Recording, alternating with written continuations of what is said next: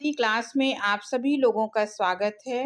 बच्चों, आज हम हिंदी व्याकरण के अंतर्गत लिंग पढ़ेंगे और लिंग बहुत ही इम्पोर्टेंट चैप्टर है जो परीक्षा में पूछा जाता है। आप चाहे किसी भी क्लास में पढ़ते हो, हिंदी व्याकरण के अंतर्गत आपको लिंग पढ़ना होता है और चाहे आप किसी प्रतियोगी परीक्षा की भी तैयारी कर रहे हैं, वहाँ पर भी लिंग से संबंधित प्रश्न आपके ज़रूर पूछे जाते हैं।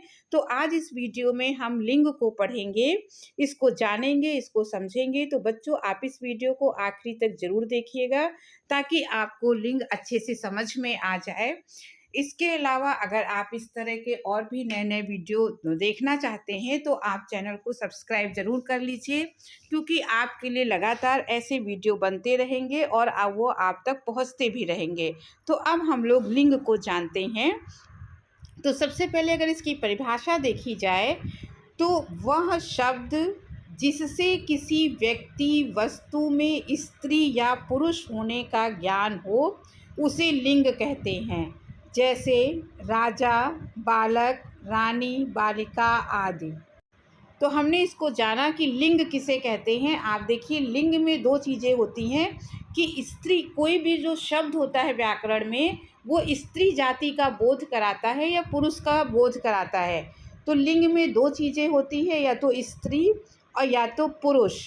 तो ये स्त्री और पुरुष का जो बोध कराने वाले शब्द होते हैं, उन्हीं को लिंग कहा जाता है। अब आगे अगर आपको समझ में आ गया हो तो वो शब्द जिससे किसी व्यक्ति, वस्तु में स्त्री या पुरुष होने का ज्ञान हो, उसी को लिंग कहा जाता है। और जैसे आपका राजा हो गया, आपका बालक हो गया, आपका नर हो गया, रानी हो गई, बालिका हो गई, स्त्री हो गई, ये आपके स्त्रीलिंग और पुल्लिंग के उदाहरण है। अब आगे देखते हैं। अगला आपका है लिंग के प्रकार। अब लिंग के कितने प्रकार होते हैं? तो हिंदी में लिंग के दो प्रकार होते हैं। कितना प्रकार देखा गया? हिंदी व्याकरण में, हिंदी भाषा में लिंग के दो प्रकार होते हैं। पहला आपका होता है पुल्लिंग और दूसरा होता है स्त्रीलिंग। इससे आपको पता चलता है पुल्लिंग जिससे पुरुष जाति का बोध हो, और स्त्रीलिंग माने जिससे स्त्री जाति का बोध हो, उसे स्त्रीलिंग कहते हैं। तो अब हम इनको डिटेल में पढ़ेंगे, पुल्लिंग क्या है और स्त्रीलिंग क्या है। तो आगे देखते हैं। आगे जो हमारा शब्द है पुल्लिंग, तो पुल्लिंग की अगर हम लोग परिभाषा देखें तो जिन शब्दों से पुरुष जाति का, यहाँ पर आप देखिए, जिन शब्दों से पुरुष जाति का बोध होता है उसे पुल्लिंग कहते हैं। तो पुल्लिंग होता है, वहाँ पर आपका पुरुष जाति आता है। पुरुष जाति का बोध कराने वाले जो शब्द होते हैं उन्हीं को पुल्लिंग कहा जाता है।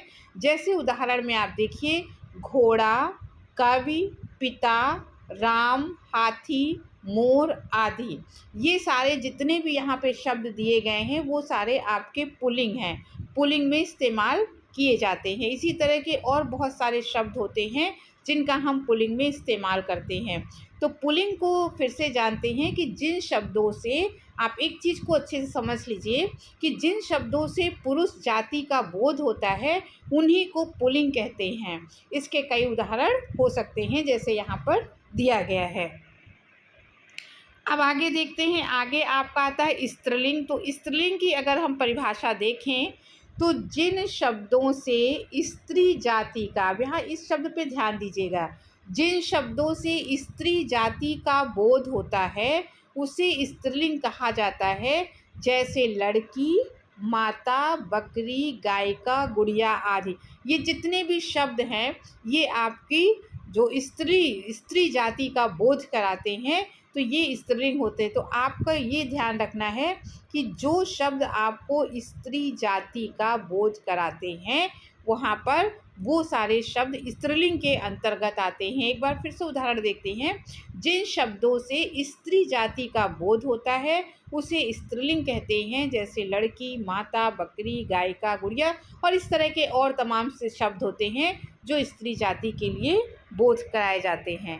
अब आगे देखते हैं महत्वपूर्ण पुल्लिंग स्त्रीलिंग शब्द। अब जो परीक्षा में सबसे ज़्यादा पूछे जाते हैं वो पुल्लिंग और स्त्रीलिंग के जोड़े हम लोग यहाँ पर पढ़ेंगे। तो पहले आपका पुल्लिंग दिया है, उसके बाद उसी का स्त्रीलिंग दिया गया है। तो पहला आपका है अध्यापक। तो अध्यापक पुल्लिंग है, इसको अगर हमें स्त्रीलिंग में बदलना है, परीक्षा में किस तरह आता है कि आपको 4 शब्द दिए जाएंगे, उसमें होगा कि पुल्लिंग पहचानिए, अथवा उसमें कहा जाएगा कि इसमें से स्त्रीलिंग शब्द कौन सा है। तो जब हम पहले से इसको पढ़े रहेंगे तो हमारे लिए पहचानना आसान होगा। तो अध्यापक का जो स्त्रीलिंग में परिवर्तन होगा वो हो जाएगा अध्यापिका। अगला बकरा, स्त्रीलिंग इसका हो जाएगा बकरी। नर, नर का मादा। छात्र, पुरुष जाति का बोध हो रहा है, तो अगर स्त्री जाति के लिए यही शब्द करना है तो आपका आ जाएगा छात्रा। कवि, कवि का स्त्रीलिंग कवियत्री होगा। अब आगे देख लेते हैं। आगे यहाँ पर दिया गया है दास। दास का स्त्रीलिंग दासी। नाग का नागिन। पुरुष का स्त्री। पाठक का स्त्रीलिंग पाठिका। प्रधानाचार्य का लिखा जाता है, स्त्रीलिंग होता है प्रधानाचार्या। प्रधानाचार्य, प्रधानाचार्या। बालक का बालिका। स्वामी का स्वामिनी। अब इस तरफ देखते हैं और कौन से जो महत्वपूर्ण शब्द हैं पुल्लिंग और स्त्रीलिंग के। तो अगला जो यहाँ पर शब्द है आपका वर। तो वर का क्या होता है वधू। आप देखते होंगे शादी के कार्ड आते तो वहाँ वर वधू 2 शब्द होते, तो वर आपका पुल्लिंग हो गया और जो वधू है वो स्त्रीलिंग हो गई। युवक का युवती। शिष्य का शिष्या। श्रीमान का श्रीमती।